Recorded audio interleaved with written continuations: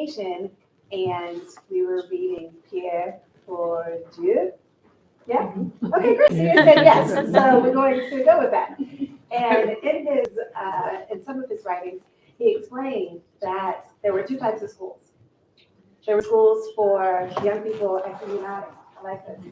You said there are two types of schools. There's schools for young people who are being groomed to work, and there are people who are being groomed to lead. And I was not okay. My spirit was inflamed. You know, people say they have a moment where they are politicized. I've already read my Angela Davis, and then I read the Pierre Bourdieu, so I was like on fire. So here we are 20 years later, and so it's really a delight. It's probably too mild of a word, but it just feels fulfilling to be here at this moment with colleagues, new friends, and people who I have met coming together who probably have had a similar moment in their past when they also were politicized and was like, oh, is this what's going on? You know, you have that moment when you realize that's what's going on, and it was structural and planned. So all of that is to say that this evening has particular significance to me because I realize that for the past couple of decades, as I've been working in public education and coming back to this moment, that this is part of a really exciting journey. So thank you for coming. We're going to get started perhaps now in 3 minutes. So if you have a snack that you would like to get, or a last minute text that you want to send, or if our panelists need anything, I see that we have water with one exception. So we will take care of that. And then at that moment, I'm going to, Brian, I believe, Dr. Perkins. Dr. Perkins. And we have a lot of doctors. We have a lot of on the panel. He then will come forward to do the official introduction. So consider this a prelude. Okay, I'm going to grab you some water.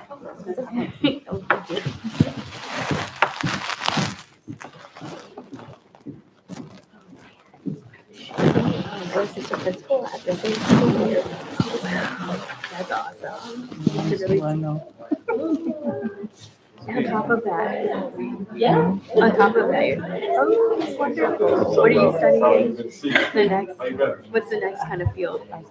You're not okay. So you're a great place. You're in a great place to figure that. Yeah, it's really hot here. That's okay. Thank you, Keisha. Just keep pushing to elevate, improve student achievement. So, Joy, Right now, did the other one work, or is it still not time yet? Turmoil in education, and even with like COVID and coming back from that. it's hard. It's hard. The work is hard. But we keep on pushing and thriving, and remain hopeful. Yes, but the work is hard. Can't lie about it. But there are so many things, small wins. Right? I always say, celebrate the small. Absolutely. It's 1 more minute. Yeah. Yeah. But I don't think. Well, let's see. Yeah. We never know. Okay. So I tell you what, when and if we see that one doesn't work, then let me know so that I can, before you send me the new one. Why don't you go ahead and send me the new one? And then what I'll do is I'll quickly paste it to my LinkedIn. I'll change it. Okay. Do you want me to put the Co-location, share the wealth. But actually, for our campus, it's pretty. Yes. good. Yes, you could put. Yeah, you could say. Yeah.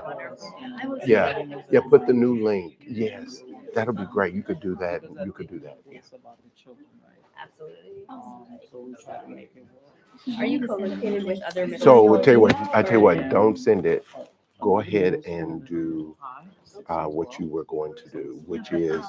The problem is I'm not sure if I could do that. So No, it's okay. No, you can put it on comment. What I'm saying is, like, if No worries, your you thing. is there anything you need from your office? so what I'm saying is take the old link I think and then go to this new description I mean, the new link, and then to the old description and put it there. Yeah, yeah. But let's see if it doesn't. Oh, Yeah, yeah. because have a partnership with your college. Which That's is wonderful. not too far from us. So they're They can go right from one juniors, to the right? other. Their juniors are actually in the college, but they're kind of getting their associates by the time they graduate. Joel, good to see you. We met at At Florida. yeah, That's right. A yeah, couple yeah. weeks ago. Yeah, I mean, No. Georgia Charter School Conference. Yes, there you So go. you That's gave the right. keynote there. That's right. That's right. That's right. Good Yeah, to see you. yeah, you Down too. down to the college. Yeah, yeah. That's fantastic.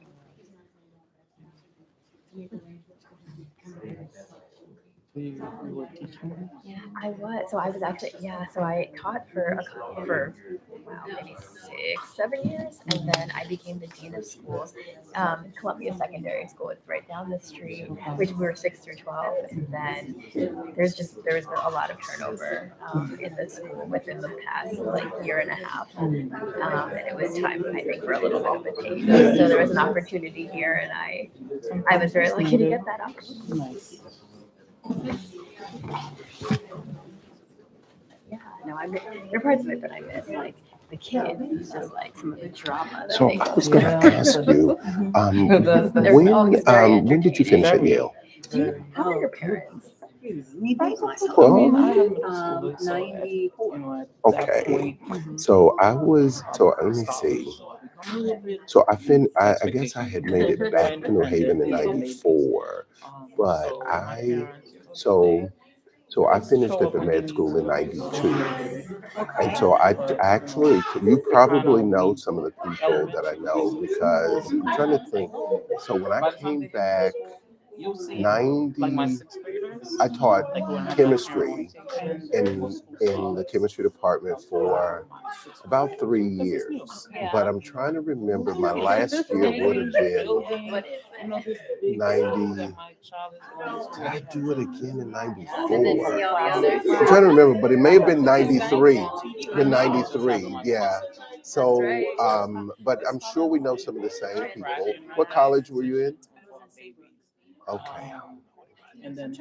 But you know Al Lucas. I know you got to know Al. Yeah, everybody knows Al. So you know Paul White.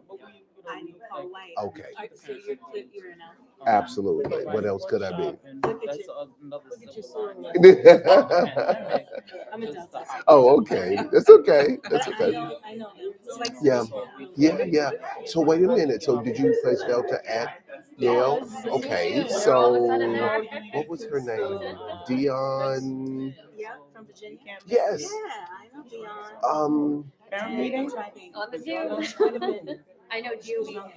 Julie, I know, shifted all the way. All their meetings are always now on Zoom. A lot. Maria. Because we still need that. Dr. So- The Maria. interaction. Yeah. It's Person from to accounts. person, like So doing Dion. things. So we try to. Yeah. I'm trying to remember, but yeah, you, from Virginia. She was from like Virginia Beach or Norfolk, or Richmond. Mhm. I always say Huh. I knew she was from Richmond. Yeah, but anyway, Dion was in my class, Okay. and it was a real interesting semester because I taught problem sets, and so the lecturer, the professor, never showed up, and so I ended up teaching in his place. So he was one of these. On the But- like national stage. Yeah, but he was Absolutely. like Nobel Prize nominee kind of. I mean, he was way just off in the clouds, and so her class raised hell about him, whatever. And so I had been. It was well into the semester. I had just been teaching, and so finally at the end they went and told the department chair, and but it helped me because I got the teaching award for that year, and so it was great because they didn't know, and they were like, oh my God, you've been teaching, you didn't tell anybody, because a lot of times people go and complain. So I just stepped in and did it, but it's funny. Yeah. I forgot his name now, but he eventually left, but he was brilliant wasn't a teacher. I don't know why, that's the thing in science. They have people that's not teaching is not their thing. So don't make them teach, get teachers to teach. But just because you're a brilliant scientist doesn't make you a great teacher, right? Couldn't take anything away from him from being, who he was. So, yeah.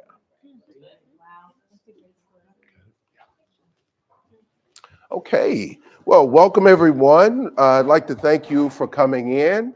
I'm Dr. Brian Perkins. I am the director of the Summer Principals Academy. And I'm delighted because this is our first time having a collaboration with Achievement Network. And we're delighted and hopefully the first in a series of panels and workshops, if you will, where we talk about some of the pressing issues that are faced by educators on a daily basis, and hopefully give you some food for thought and some things to take back to your classrooms and schools that will be helpful. So I'm going to pause before I say a few words about Summer Principals Academy. I want to recognize a couple of people who are here that are with Achievement Network, and ask them to come up that have been here. Tomosa and Rhonda, you want to come up and introduce yourselves? And I know, Rhonda, you did earlier, but say a little bit about Achievement Network and your hopes for today. Well, greetings, everyone. My name is Tomosa, and I am so pleased to see all of these faces. Many of you are invited persons. So I am the Executive Director of Partnership Development, or one of them, at the Achievement Network. My other colleague, Ron Thompson, who should also be up here with me, he is also here. This is really an opportunity for us to build community, to begin to understand varying perspectives on a common topic, for us to create opportunities for sharing, and to just really break down what it is that it means to really be in service of students. So I'm excited to be here and excited to hear all of the expertise from this panel, and I'm now going to give it over to my colleague. Hi, everybody. I'm Tia, I'm a partnership manager. New York City is one of the places that I've worked the most, so I'm excited to hear from all of you as well. I have been pushing forward with cognitive lift as a main topic, and it has spread like wildfire across the Northeast. So, Thank you. Thank you. Pick up on Sia's point and bring us to conclusion about why I'm especially excited to be here tonight in this moment. Because cognitive lift is like an accelerator in classrooms for Black and brown children. When you put that lift on them and they're doing most of the reading and the writing and the thinking in the classroom, that's when they move from that status of only being workers and laborers to being prepared for leadership and every space in between. So like Tia, I share enthusiasm for that. I'm especially excited that ANET itself has as its core a commitment to resolving inequities, and especially creating classrooms where Black and brown children can be successful and children of all groups can be really successful. So I'm going to be going on the beta breath to hear your strategies and how this is working, and to hear that there's such a commitment from many different levels of influence and access to this very important topic. I think that covers all of it. Thank you to Brian, Dr. Yes. Perkins, for your partnership. Yep. Thank you to my dear colleagues Tia and Tomosa for being in this work, and of course to Vaughn for coming out. It's all our new friends. It's a pleasure to meet you. Yes, thank you. And so I have the distinct honor of being here with these experts on classrooms and in schools. And so I'm going to do my best to just moderate and get out of the way and hopefully keep stirring the pot. a bit.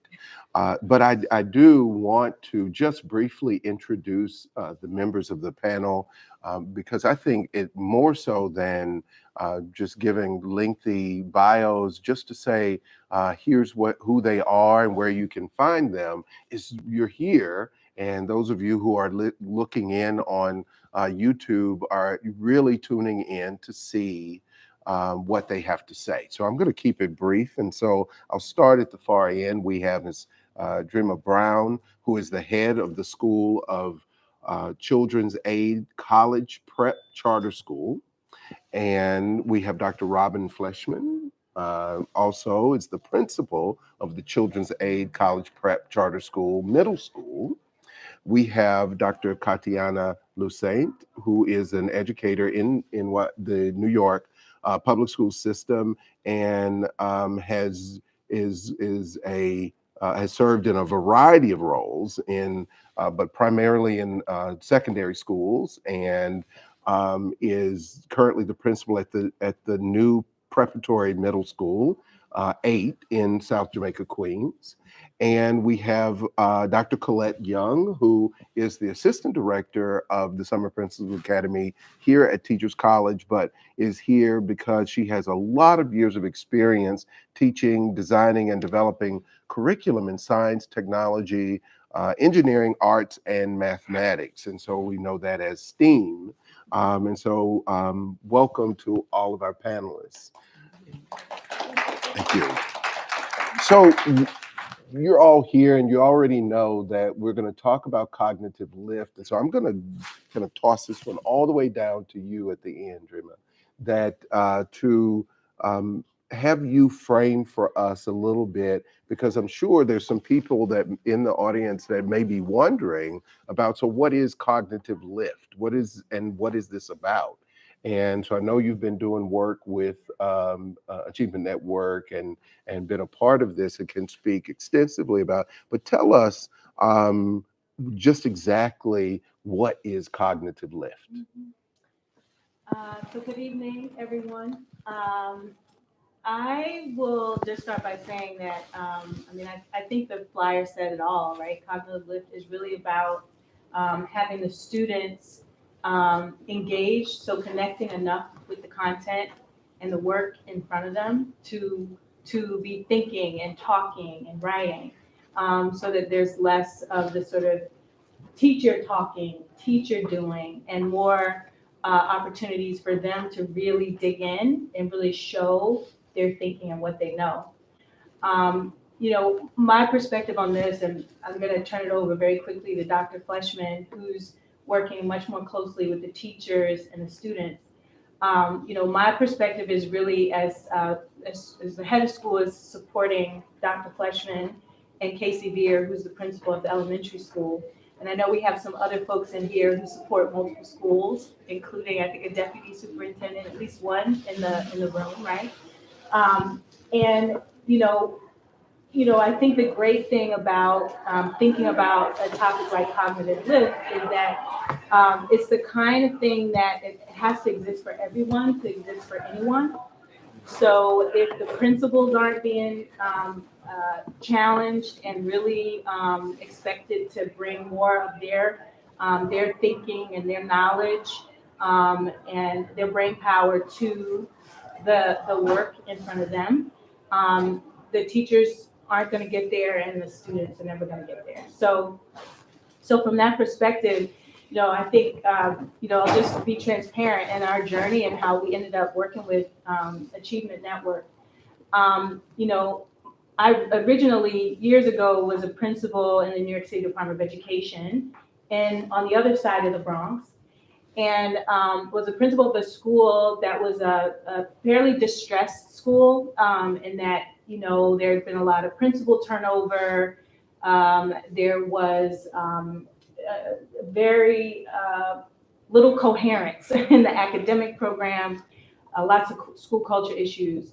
And one thing that was really clear to me was that there needed to be a real clear focus and a backbone of support in the school that would help support everyone and align everyone's efforts. So, fast forward years later, that's a lesson that I've, always held on to. And I had this great opportunity to start a charter school. And it was sort of like a dream school where the goal is to help children achieve high academic standards while providing the supports they need to get there, right? And doing that through a partnership with Children's Aid, which is, a very large multi-service agency here in New York. And so early on, we start as a K-5, SUNY authorized charter school, and we're, have a lot of success early on, especially early academic success. And we're using our own homegrown assessments, and we're like, this is great. See, we could do this. Because, as an independent charter in New York City, and as an independent charter in New York City where you have lots of larger networks and you have the DOE, it's hard to sometimes sort of stake your claim and say, this is what we do and we can do this well. And so towards the beginning of our second charter term, around 2017, we started to notice that we kind of hit a ceiling in terms of academic performance. And we were also at that point expanding to middle school.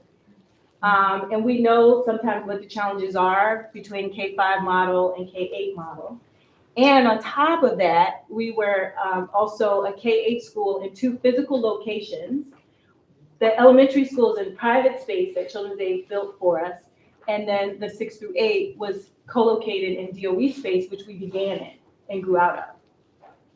So we have all this going on, and we're in that growth phase. It's like super messy and painful because we're trying to figure out like who are we really trying to be as a school. And there was some staff that it was clear we were not a good fit for them, and we were not right for we weren't right for each other. And so there was quite a bit of staff turnover, and it was hard to recruit staff because we were this middle school that was still an unknown entity, unknown quantity. And so there was just a lot on our plate. So we decided after, kind of one more round of assessments that we had done internally that had not been predictive of how our kids were going to do on the state test, that we needed to do something different because we were just like, this doesn't make sense. Internally, we're high-fiving, we're thinking, okay, we do our last, dress rehearsal before the state exam, and we're like, okay, our kids are going to do okay. And then the test scores come back, and it's terrible. So we reached out to Achievement Network, and we talked to a couple of different organizations, but we decided to go with ANET because of the coaching. Because the same way we were having teacher turnover, we had some leadership turnover, and we had leaders coming to us who had been trained in very different places. They had different practices in place.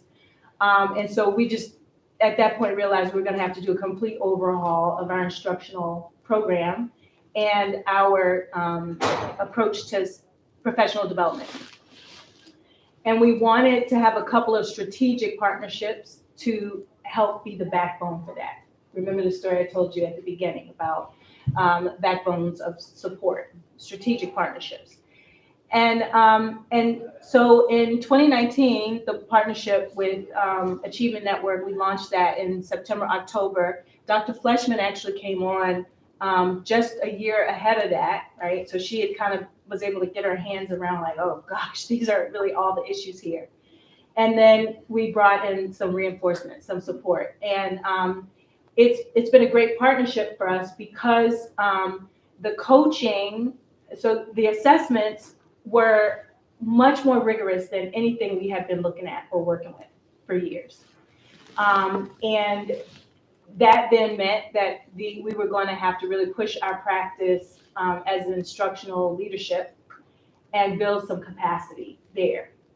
And so all of that work had to happen, and of doing everything from changing the scope and sequences so that they were aligning to the standards assessed at different points during the year on our ANET assessments.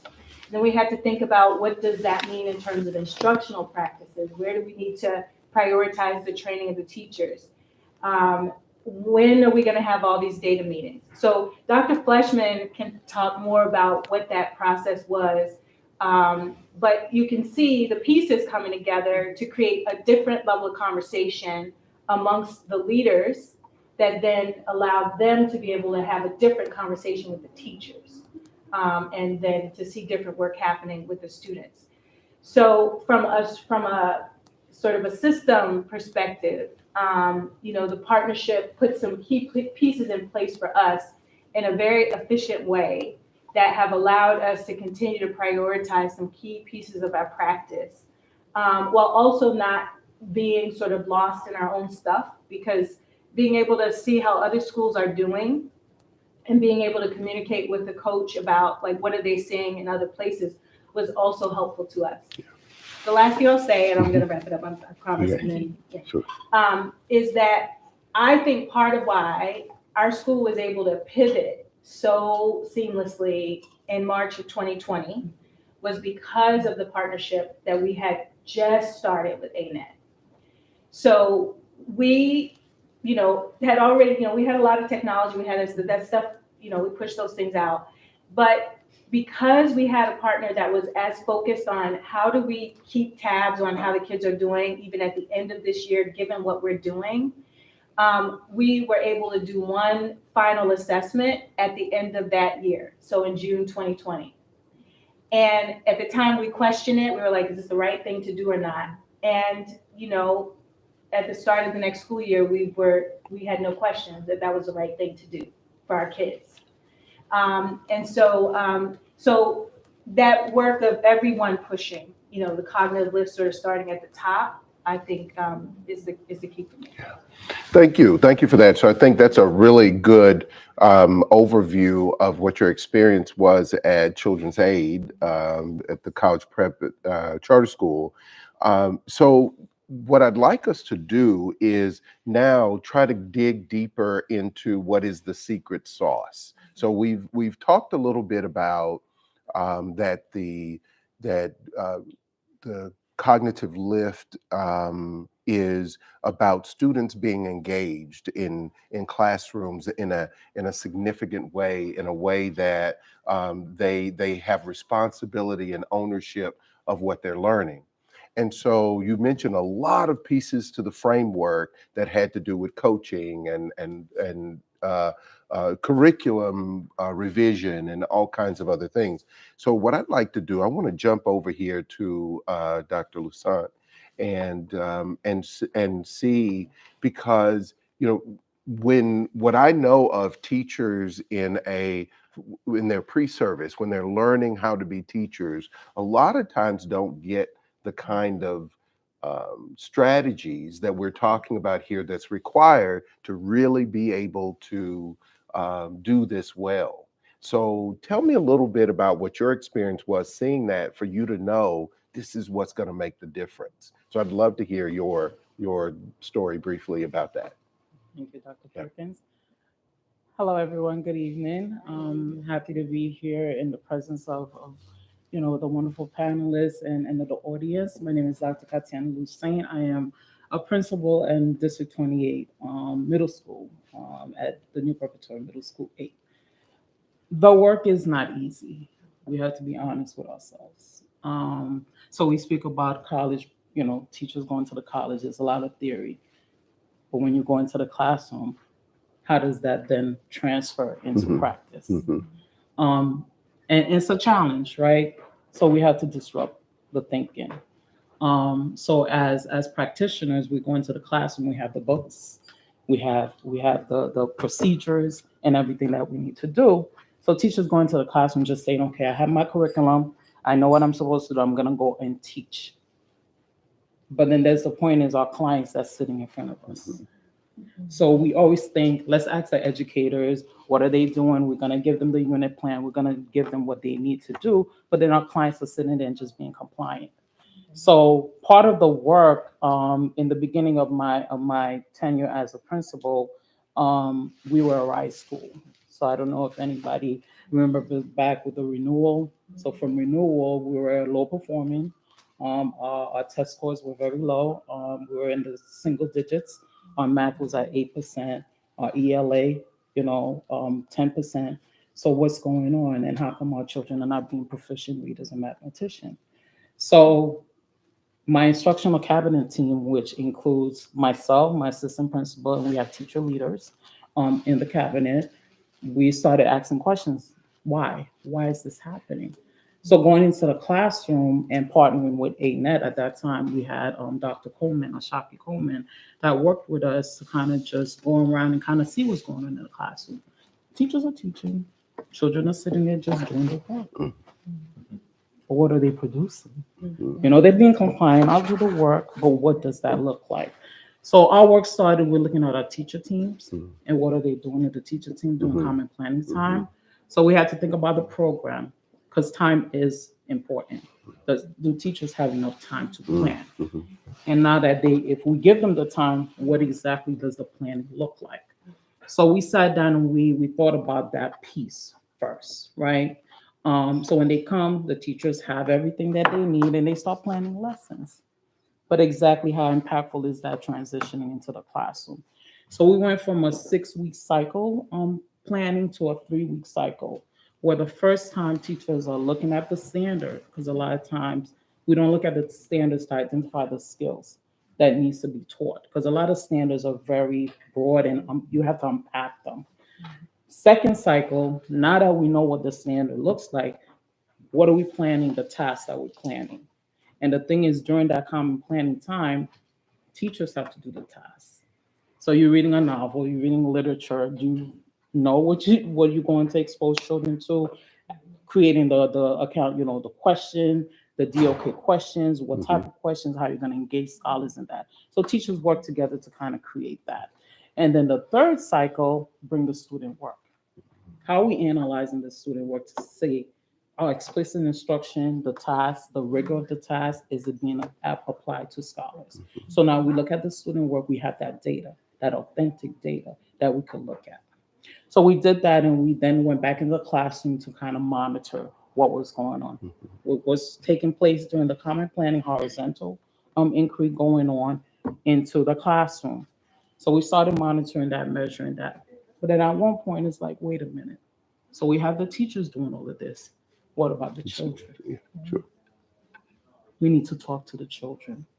So at the school, we have peer collaborative coaches at the school through the teacher leadership program. So one of my teacher leaders took on the bull by the horn and said, okay, we're just going to start talking to the children. Went into the classroom, just voluntarily, randomly choose some children and say, when you're in the classroom, what are you learning? Do you contribute to the lesson? What are you doing to lift up your thinking and deepen your thinking? So in that conversation, children started just like talking. Yeah. Well, I'm afraid sometimes to say the wrong thing. I want to engage with my peers, but I don't know how. If I don't know something, a lot of children don't raise their hand to say. Sure. So there's not conversations going on. Sure. So then we started having the children, and that then formed into our equity team, where children were able to explicitly say what they were thinking and then help us understand what we needed to do to change that. So then that brought into, now let's bring the teachers to hear this conversation. That went into, let's bring in the children during common planning time, looking at the student work, have them contribute and say, well, right here, this area right here, you wrote this. What were you thinking when you wrote that? Then children started to have conversations, right? Yeah, that makes So sense. one last thing is speaking to the teachers. There's something called gradual release. And teachers were very honest and open, like creating that culture where you can be honest and open and say, sometimes I don't want to give up that power. Yeah, sure. And which is important, to give up that power to the children and let them, we speak about productive struggle, allow them to learn through that, because you have to release it to them. And that's how you do your checks for understanding and kind of get the data that you need to then change, make those adjustments, immediate adjustments during your class time. So scholars will then be able to go deeper in what they need to do. So you made some really, really important points. You know, what I just took away was that it's important that teachers recognize what it is students need. And so I have often asked groups of teachers just this kind of rhetorical question. So how do you know what your students need? And they search for these scientific answers. And it's a very simple question. It's like you ask them. So they don't do that. And I appreciate hearing you say that you asked the question. They told you what it was that they needed. And that's different. And so I want to jump over to Dr. Fleshman, who has responsibility of supervising teachers in this way. And so tell me, how do you, so when you go into the classrooms and because for the most part, I'll preface this by saying that for most teachers, this is different than what they experienced. And so a lot of times the teachers are battling in this way where you talked about gradual release. They don't want to let go because no one let go with them. So a lot of it is that they're battling to determine how much to do and when. And so it also sounded like from the very first comment too, that there's some professional development that happens. So Dr. Fleshman, tell me, so there are a couple things. One is that you supervise, but you also have to kind of detect with some spidey senses, right? That who needs the professional development too, right? So say a little bit about that, because I heard that that's a part of what the ANET provides as well. Absolutely. So just thinking about how my amazing head of school talked about how You can tell we like each other. Yeah. Just how we got to the point of partnering with Achievement Net. And I'll say that we held and hold cognitive lift, that particular approach, as a priority. And so, starting at the school, thinking about how do we make sure that our curriculum, instruction, and assessment systems are aligned. And that was a place that we had to work on when we first started with the school for the middle school. Everyone knows that middle school is the most challenging. And I come from the Department of Education as well, as a science teacher and a science staff developer in District 2. So just thinking about middle school, you have to love middle school. Mhm. The full middle school experience is critical to the next stage. It sets the stage for our students. So just thinking about that, it was or is absolutely critical, the partnership that we have with ANET. Our formative assessment system, as Dreamer Brown said, we kind of were working on our own homegrown system. And so partnering with Achievement Net helped us to then rethink about what the curriculum should look like as well as how does that look like in the classroom, our teacher practice, and then what does it look like for the students in the classroom, really focused on the cognitive lift for the students in the classroom. It all starts with the intellectual preparation of the leaders. And so for I will have to say that I'm not sure if I've stated, but I love our ANET consultants. And I don't count out Tiffany, I don't know if I could say her name, but Tiffany is my sister. And we talk often, and it was a pleasure just at the beginning to be able to have that thought partner to say, okay, Tiffany, we just started. What can we do in reference to aligning our curriculum, our instruction, and the assessment, which was ANET at the time, and we started moving away from the other assessments that we were using, and then focusing in on the leader intellectual prep first. And then from there, really developing the plan for the teachers. And so we put into practice weekly intellectual preps with the teachers. We developed a protocol in conjunction with Achievement Net. And also we had other partners also with us that we pulled to the table. So all of our other partners, we pulled to the table to meet often, to really look at student data against teacher practice, and then determine what is the next level of work that we needed to do with the teachers. Mhm. That would include observations as well, analyzing student data on a regular basis. So the last thing I'll say is that we put into place our data analysis and action planning protocol. That is something that the leaders do first. And so whenever we collect data, we collect daily data, which are our exit tickets that are focused on the priority standards that we're holding. But we also connect that directly to teacher practice. So there are things that the goals that we'll outline for the teachers, and the teacher practice is directly connected to the student, our analysis of the student performance. And we make immediate shifts with the teachers. So we have the weekly intellectual preps with the teachers. We also hold our weekly content meetings. So I'll take math, for instance. And in that, we are analyzing student work. We're looking at the data that we've collected for the week. And we're also then making shifts in reference to our teacher practice. So we hold the monthly teacher performance goals that are tied directly to our student achievement benchmarks. And those are the things that we hold tightly in our intellectual preps to prepare the teachers for their lessons. And then also when we meet as a leader group. So I would have to say the important part around this is really starting with the leadership's intellectual prep, then to move to the teachers and hold them closely with this, with a lot of supports, opportunities for support, even additional support outside of the intellectual prep. Observations, classroom observations are done at least 3 to 4 times a week.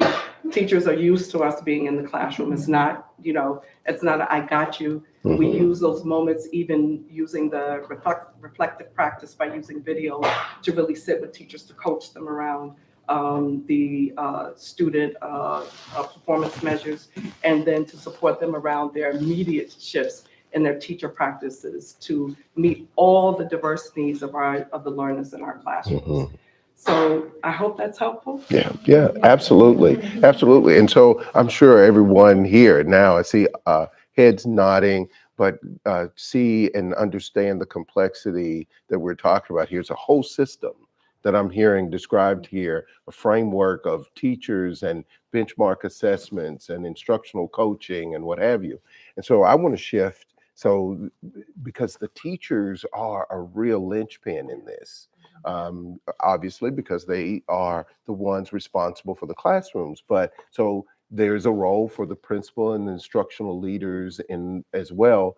So I want to shift, Dr. Young. I've heard you talk extensively about what you did in your classroom. So I want you to give us a kind of a picture of the kinds of practice that happen that this is, because I've heard you say things about when students are engaged, what they get out of it. But give us a snapshot of what that would look like in a classroom. Sure. Well, I think, one thing that I think was touched upon by everyone is, having a leader that gives a lot of support to the teachers, giving them the space and also the time to do this work together. And I think for me in the classroom, my big focus in mine was STEAM education. So how do I bring the arts into STEM? I was a science teacher.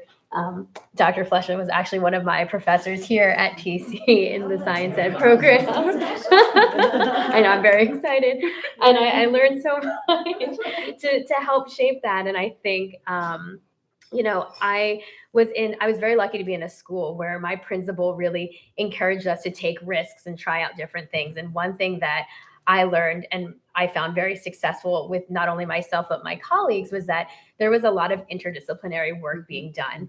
And that takes a lot of trust and a lot of rapport to build. But I think that's what helped our students learn the most. I was able to say, well, I'm teaching, I'm learning how to teach students, or not learning, sorry. I'm teaching students about how to measure mass here in my classroom.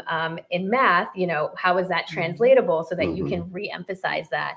Or how do you take that and then go into art? So during the pandemic, it was a tough time, but I think STEAM education is something that really supported my colleagues and me. We had very limited resources. I couldn't send home a triple beam balance, but I still am expected to teach, the meet the standards for teaching measuring. So we had students build a balance at home. And I think the other important part is to remember that so many of our students are coming from different walks of life. You know, not everyone has all the supplies at home, but you have to still teach that lesson, and we want to make sure they come away with that. And to then, I think the biggest measurement too, when we're looking at deeper thinking is, you know, how can a child take that lesson and transfer it to a new scenario or something different? So if that student was to go to maybe a third world country where they might not have a triple B balance available, but they still have to administer medication, you know, how would they do that? So it was neat to see, how do I work together with my colleagues to create these interdisciplinary lessons that students can then use and relate it back to real life, which is, I think, the ultimate goal. You know, our goal is to prepare students for the world and what's out there. And COVID, I think, very much showed us there was no book to say, hey, you have to do this or go ahead and do that. And I think for teachers, you know, I was very lucky to have a very supportive principal who gave us resources and could provide those resources. I know not every school is able to do that.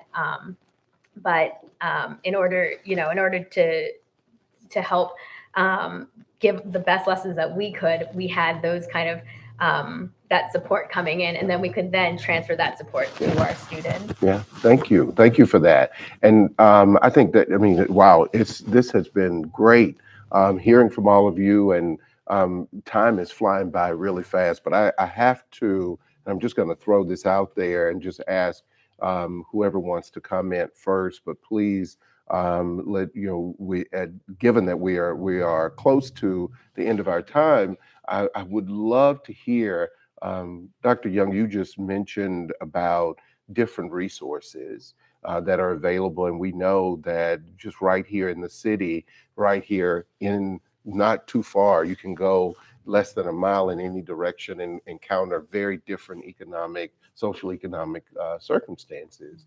And so I'd love to hear from any of you talk about how this serves to be a kind of equalizer in those communities where we are talking, and we've been talking about how do we advance equity in our instructional practices and assessment practices. How does this play a role, meaning the cognitive lift question of having teachers understand how important it is for students to be responsible for it? How does that help, and what does it look like? Just anyone want to jump on that one? In the classroom, really helping some of the teachers. Some teachers did have a better grasp on the approach, serving as a facilitator versus front-loading all the information. And we have a priority around, I'll just take from math, for instance, mathematical discourse. And this is this is part of the goal each month for student engagement, ownership over their learning, mathematical discourse, and teachers actively planning for that during the intellectual preps. It has to be a priority. And for some of our teachers, it's a little hard because they have to understand that by using this approach, this is what is going to help students gain skills around conceptual understanding and application. Those skills are only built and reinforced and refined through the continuous practice, letting them grapple, as you said, with some of the mathematical, with the standards, the priorities, the content.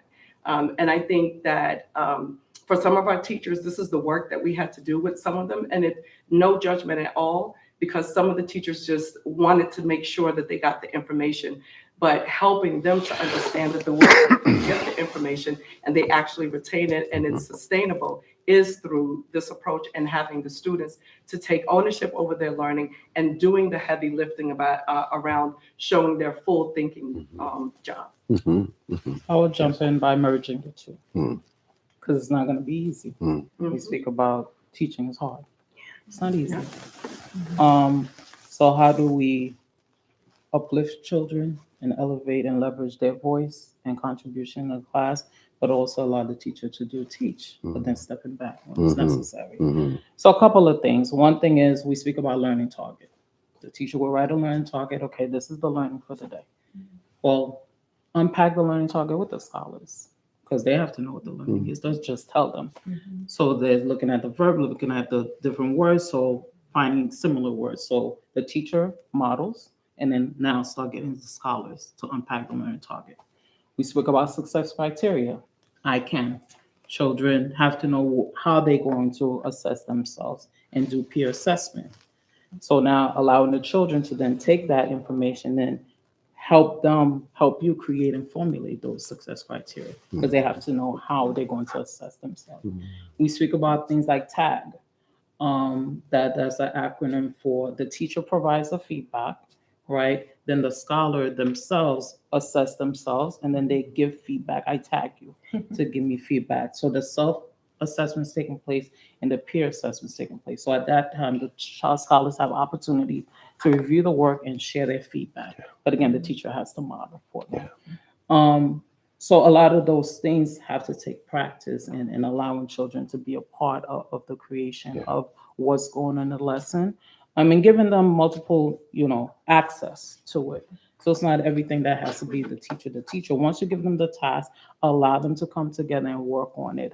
The strategies, gallery walks, giving the children time to go around and formulate their own questions and understanding. So it's little by little, you have to you're not going to take leaps, but like those little moves. And then the last thing is we do focus groups, right? So one thing that we do when we talk about our absolutes, where the look fors.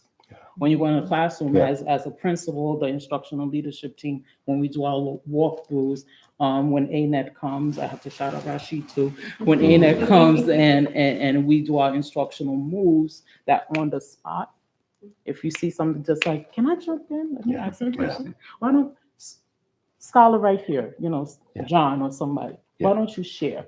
So kind of help that teacher make that shift.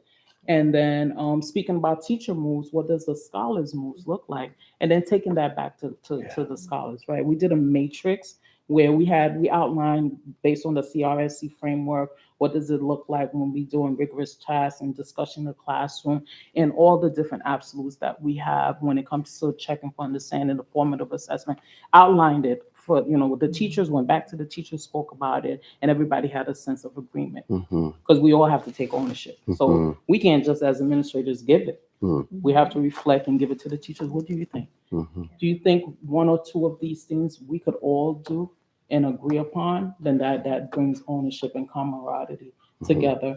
So now what about the children? So we created a list again for the scholars.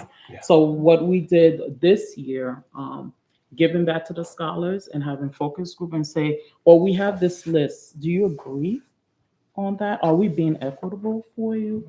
What does that look like for you when you're having rich discussion? What does that look when you see a purposely designed task? These elements, does that fit your needs?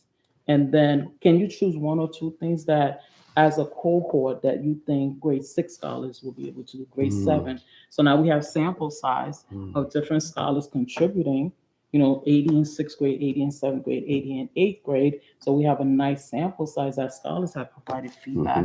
So now we could give it to them and say, you guys agreed on that. So the expectation is that you contribute. So again, it's just like engaging the work with, the partnership. Well, I'm going to tell you, I agree with everything you just said, but there's a fly in that order. There's a fly. And what it is time. Right? A lot of people complain and talk about the amount of time it's going to take to do that. Now, I've had conversations, I was just at a wonderful conference last week, had conversations with some educators, and I said, maybe we are assessing now the wrong stuff. Maybe we don't need to assess as much as we did in terms of content. And so I think of time as one of the big obstacles because there's content that they want students to walk away with. And then there's a process that and you just described, though, that is you'll get them there. But given the amount of content, there's a huge sticking point with time to be able to get to that point. So I want to just go down the line and just ask, and I'm putting you on the spot, I know this, is that I just want one. I want you to tell, because see, I want people who are here, I want people listening to be able to also say, okay, I want this, I want to be aware of this. But I want you to give me one thing, but I'm gonna come back because that's not gonna be where we end. But I want you to give me one thing that you see is an obstacle, though, to implementing these strategies that get us to cognitive lift. So I'm going to start there. So just hold on, because that's not where we're going to end. But tell me something you see as an obstacle to this. Because I know there are going to be people that say, oh, I've heard all this before. I can't do that. So we already know, but I want to hear what some of the obstacles, but one from each of you, just very briefly. I think sometimes when teachers see the rigor in the assessments, Mm-hmm. and they know they've got 25% of the kids in their class have IEPs, 28% are English language learners, they think we got to give them something else because that's too hard. Mm-hmm. And that's something we've had to Okay. work on. Okay. Thank you. Dr. Fletcher. I think sometimes our students, they're not always comfortable in the classroom being able to be the person that presents their thinking. So I think it's our responsibility to make sure that we build a classroom culture that is supportive of our students, encouraging them, motivating them, so that they feel comfortable with trying to actually talk about their, show their thinking job, and as well as kind of have an opportunity to debate back and forth around their thinking and then another student's thinking around a particular math problem, I'll say. Okay. Okay. Thank you. Okay.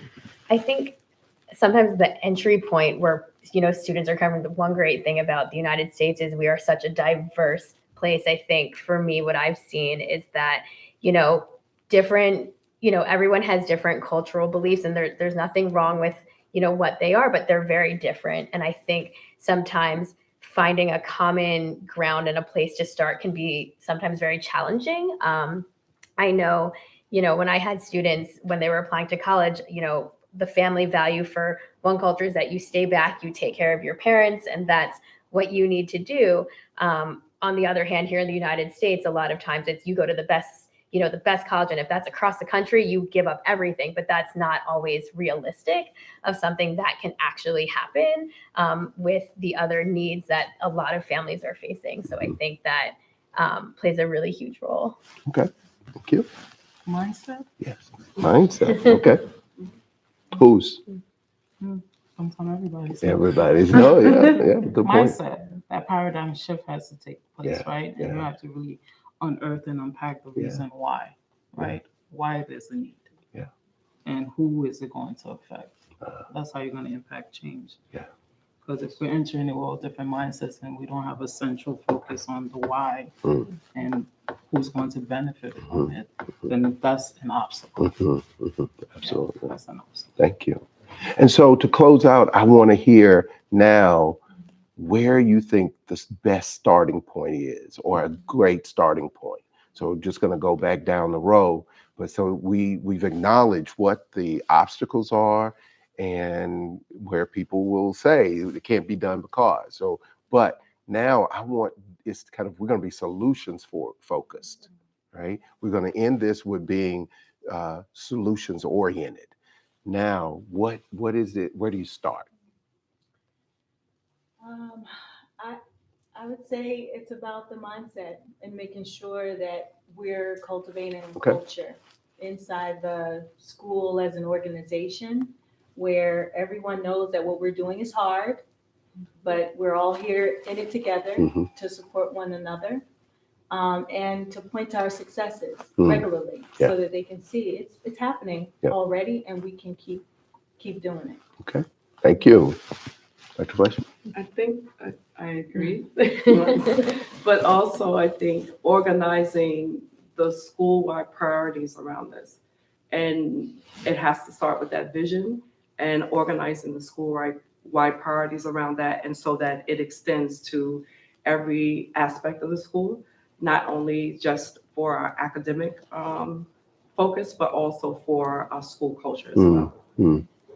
Yeah, I agree with everything that is said, and I think there has to be buy-in from not only the teachers and the admin, but like also remembering that the families, like you're with the kids most of the day, but then they go home, and I think you want those lessons to keep getting practice part. They're at a point where their minds are still being formed, that executive function part of it. So you want to keep that emphasis and that those messages, that hope to keep coming full circle. Yeah. So that's important. Okay, In thank you. agreement with all wonderful panelists. Yes. But I would also add less is more.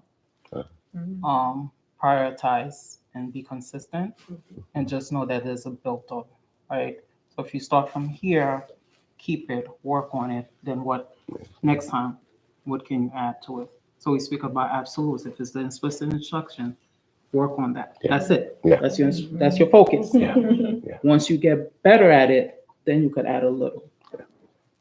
But keep on consistency and just add a little. But don't just do everything at once, because your focus is not going to be there. So everybody knows their school, you know what the needs are.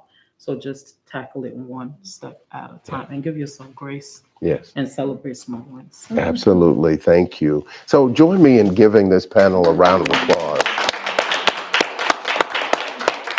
Very well done. And so, as I mentioned, this is hopefully one of several in a series, and we hope to have you stay in touch with us. We have here at the front there is a QR code. Ask you to scan the QR code and reply, where we can be in touch with you about what you would like to see and other pieces that might be available into the future. I want to invite members from ANET. I know Sia has a presentation to make, and then any other comments from other members of the staff from ANET. Do we have a few minutes for some Q&A? Sure. We can do that. Why don't we go ahead and make the presentation, then we'll open it up just for a moment. Small token of our thank you. Thank you so much. Thank you. There are directions to keep them alive if you like me. I need Please don't live very long. Oh, they are so, orchids are so hard. I love them though. Thank you. So I know we have time for just a couple of questions. Please, and just ask brief responses. Would you like? Yeah. I guess I'll start off. So everyone probably doesn't have the perfect staff that y'all had. I love my son. Y'all just said this is gonna happen and it happened. No. I'm sure that's the way it went down. I am, as I work with schools across the country, as a former principal, as one who often looks at what's the technical versus the adaptive work, I'm curious as to how did you get adults' expectations to rise as a prerequisite for changing their actual practice in the classroom, especially when I think you mentioned whether that's students with learning thinking differences or whether that's MLLs, where folks could typically be like, come on now, this is too hard. Good. Build capacity. So as the leader, you step back and you allow teachers, peers, to learn from each other. So you find, teachers that are sharing the same idealistics and ideas, and then you give it to them to go out to their colleagues, and they learn from each other, because difficult conversations need to be had. So sometimes as a leader, when you have it, it's viewed differently when it's coming from your peers. So allowing that time, because a lot of time with the professional development, we as the leader, myself and my assistant principal, we stepped away. and allow the teachers to engage in implicit bias conversations. Having those courageous kind, be honest and open, because it starts with us. If we don't realize how we're thinking and how when we enter the school building in the classroom, what we're doing, because sometimes you're not aware. That self-awareness is key. Mhm. So allowing the teachers build the capacity from the staff and then allow them to make those changes. So that's what worked in our building. So not everybody's on board. Thank you. Thank you.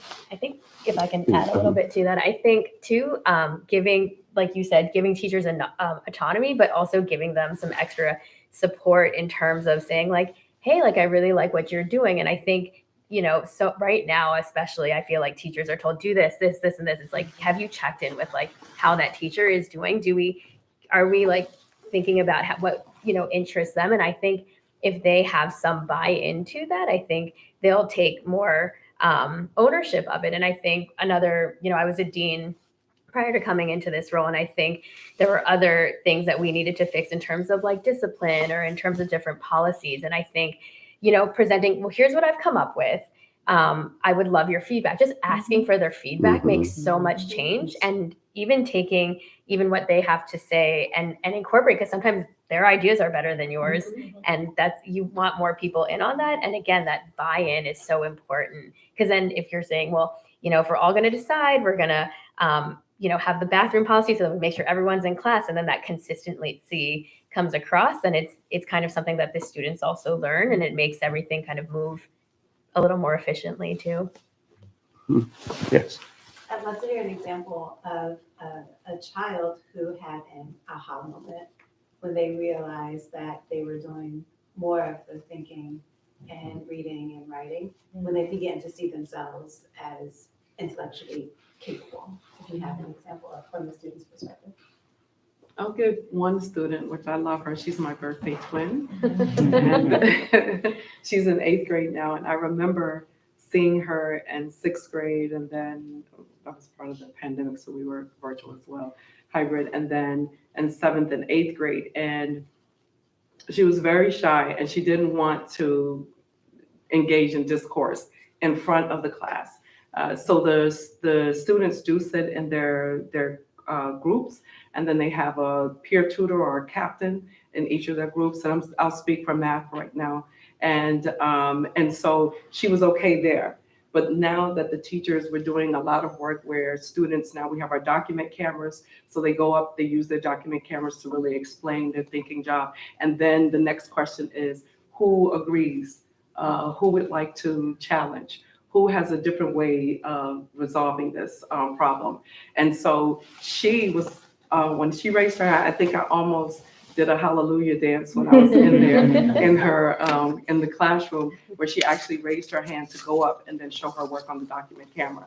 And just the way that she was proud and positioned herself in the classroom, that was an aha moment for her. And I remember talking with her after that and just really celebrating with her. And so we've noticed that even more students are beginning to feel a little more comfortable moving from their groups with their captains to using the document cameras. But it's a work in progress, and so, but that is one example of a moment where students are feeling a little more comfortable. And it's because of the classroom culture that the teachers have set. Yeah. Okay. So again, I'd like to thank you all for coming out tonight. We got one more question. Okay. As an English teacher, Yes. the art of communication is rapidly eroding due to all of the social media, and students do not have what I find the proficiency to really express their ideas. And so how do you deal with that? Well, I'll just say, my family would say to me, of course, those are your students, because it's important in our culture that the scholars are able to talk to anyone about anything. And we don't put limits on that. So even as head of school, a scholar will roll into my office and say, Ms. Brown, I'd like to talk to you about such and such, right? Or we had, this was hilarious. A 3rd grader came to me and said, and he had his sister with him who was in the second grade, and it was after we had just announced Pajama Day. And he came to me, and his sister was there, and he said, Miss Dreamer Brown, because there's a lot of Miss Brown, so they say Miss Dreamer Brown. So, Miss Dreamer Brown, what good is a pajama day? We've been in our pajamas all year. Right? And I was like, you're right. And it seems like a small example, but I think there is something to just creating an environment where kids are constantly allowed to share ideas, big, small, where adults engage in that conversation with them at a level that makes sense, and they can see that their words have power. So we didn't do Pajama Day. We did something that they liked more, right? Yeah. But I think that happening, whether it's in the hallways or in the office, but all the time in the classroom, kind of sets the stage for that. So that would be my. Thank you. Thank you. Thanks. Thank you. So I'm not going to stand any more in between you and the dessert bar. Thank you so much for coming out. And so right next door, there's dessert, coffee has been. Yes. I just really want to appreciate first your facilitation. Thank you. This was an amazing experience, and just hearing all this rich perspective. And what I encourage this convening of professionals to do is to reflect on what you heard. We've had an opportunity to share with one another. We've heard advice from our panelists about learning from one another and bouncing ideas off of one another. This is a group of people that you probably won't see again anytime in the near future. So this is a unique opportunity to get some diversity of ideas. Yes. So we're hoping that this little dessert bar moment will create some opportunity for sharing and continued collaboration and networking and community building. Awesome. Took the words right out of my mouth. So please, thank you, and be safe getting home. Thank you. Mm-hmm. Pleasure meeting you. Ooh. Yes. Oh, you too will have to be in touch.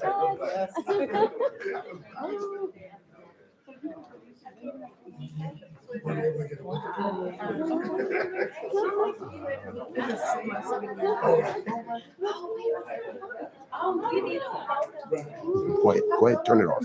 Yeah. You look great. Oh my goodness. Thank you for having us.